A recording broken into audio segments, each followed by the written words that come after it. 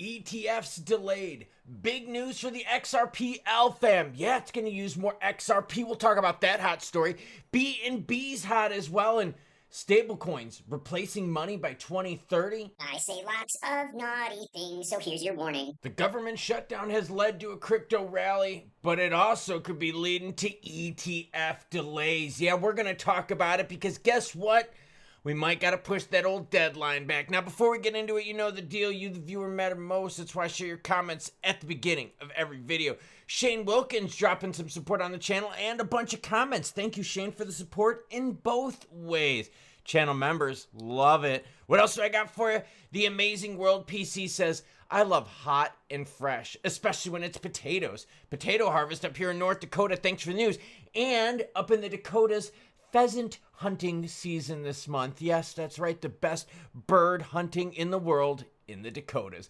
Johnny Kinsman says, turn it down for what? Keep it up, Klaus. Don't worry. I ain't going to turn it down. In fact, I'm going to turn it up. Bitcoin, 120,470. ETH, 4486. BNB at 1100. BNB is roaring.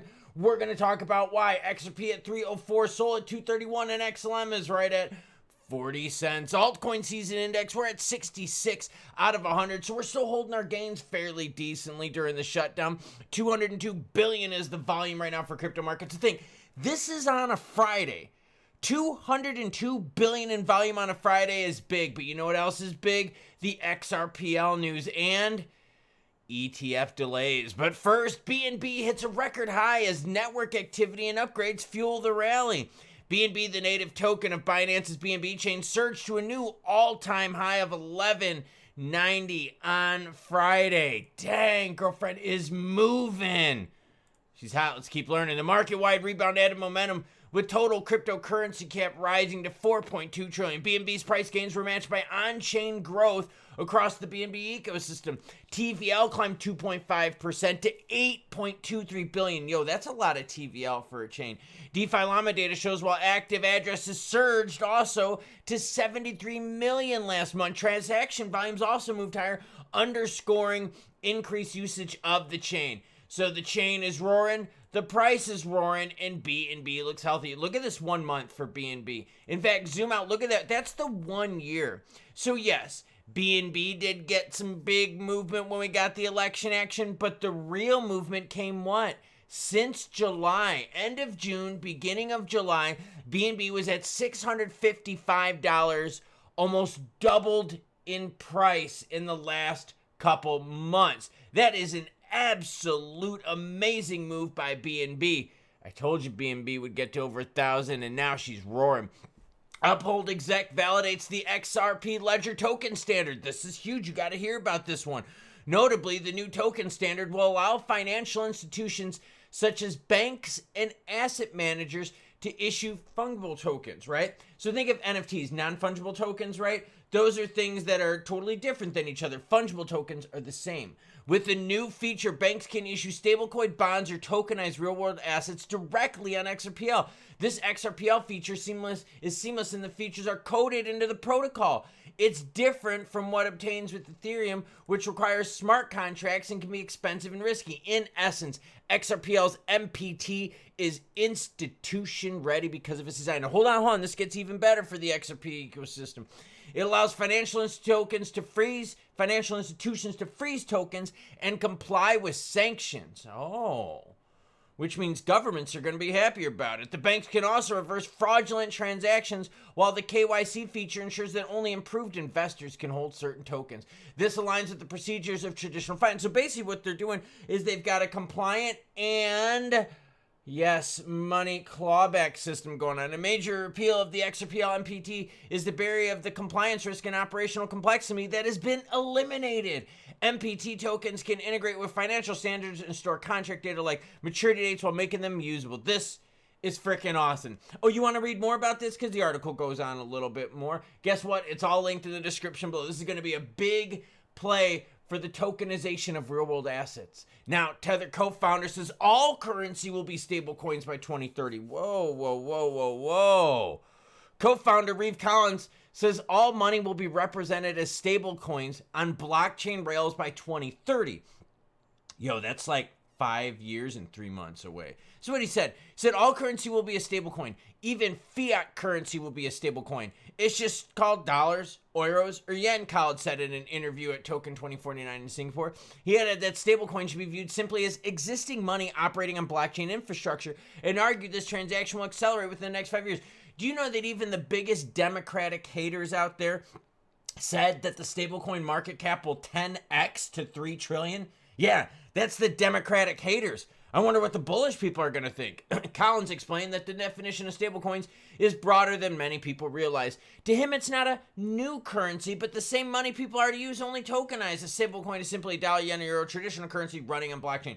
So, do you believe all money will be changed into stablecoins by 2030? I think a good chunk of it. I'm not going to say all. Collins pointed to an important turning point this year. The change in tone from U.S. regulators. The best thing to ever happen to the crypto market was the positive shift in stance by the U.S. government. And that's why I said altcoins are going to roar. Because once the altcoins get those regs, you're going to see the same optimism happen for the alts. Now, as that process goes through, I'm going to give you updates. Just like I'm about to give you updates on the ETF delays. Damn government shutdown screwing us up. So that you don't miss out, make sure you hit the subscribe button. And yesterday, YouTube did a massive purge where they flushed out a whole bunch of subs. So if you are subscribed, double check and make sure that you still are, because I got notifications that YouTube is purging.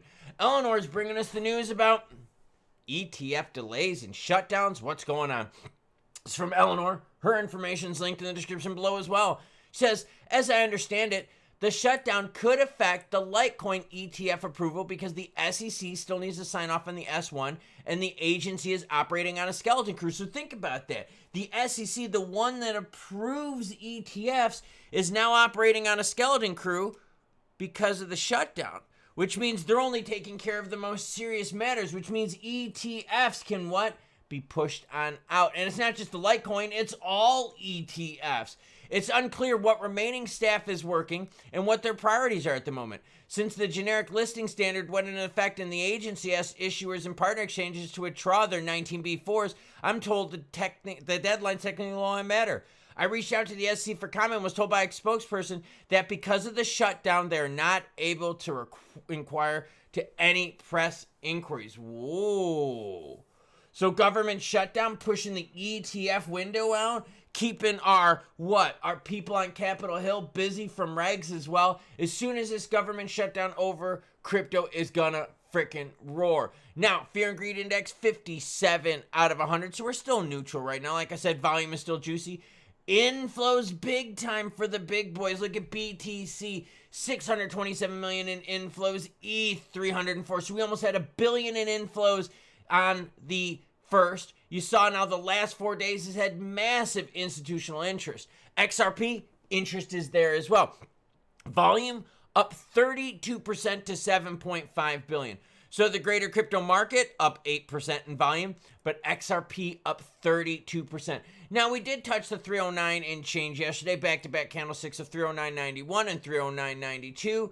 And we've since pulled back a little. But look, we bounced up on support north of the $3 line at 300.83. So the $3 floor standing strong. And I'm telling you right now, XRP is going to float around this $3 mark until we get the government shutdown stuff settled. And then we can start actually moving decently with ETFs, regs, and rate cuts. But right now, we got a healthy pump from the government shutdown, but it stalled a little bit. You can see it right here. Like I said, stalled earlier, but holding north of the $3 mark. Zoom out to the 1 month, and you're like, all right, we're back at where we were before. Yeah, volatility is a bitch, ain't it? Looking at the 1 year, you could see what? We're holding $3, and that's what's key right now. So let the government shut down. Let ETFs be delayed, because you can only kick the can down the road so long before the juice happens. And like I said, hit that subscribe button so you don't miss out, because I'm going to keep bringing you the news, good, bad, happy, or sad, as it happens. XRP fans were happy. Big upgrade with XRPL. XRP price is roaring.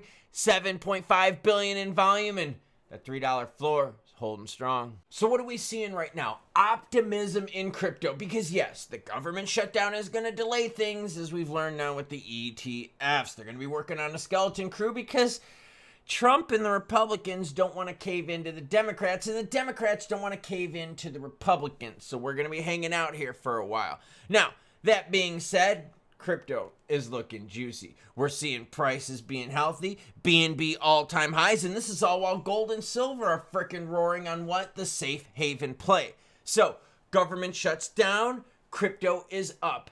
XRP gets a massive upgrade, which is going to help with institutional money and tokenization flowing in. Price-wise is still juicy as well. Yeah, we wish we were at all-time highs, but for real, this is good because we got some big events coming up. Those ETFs for XRP, they're not going to be delayed that long. Just the stuff that's going on right now, the big XRP ETFs, which are going to be happening next month. SEC should be back in full force because the government shutdown should be over by then. And when that shutdown's over, we're going regs, baby. And we're going ETFs. Choo-choo what? Well, the sign behind me says it. Choo-choo bitches. And guess what, everyone? Crypto is here. Government shutdown didn't stop it. Gary Gensler and the negative Nancys in government couldn't stop it. All stablecoins, 2030? Bit optimistic. I'm not going to stop that one. I'm just going to let that one play out. Choo-choo what? Choo-choo bitches. Again.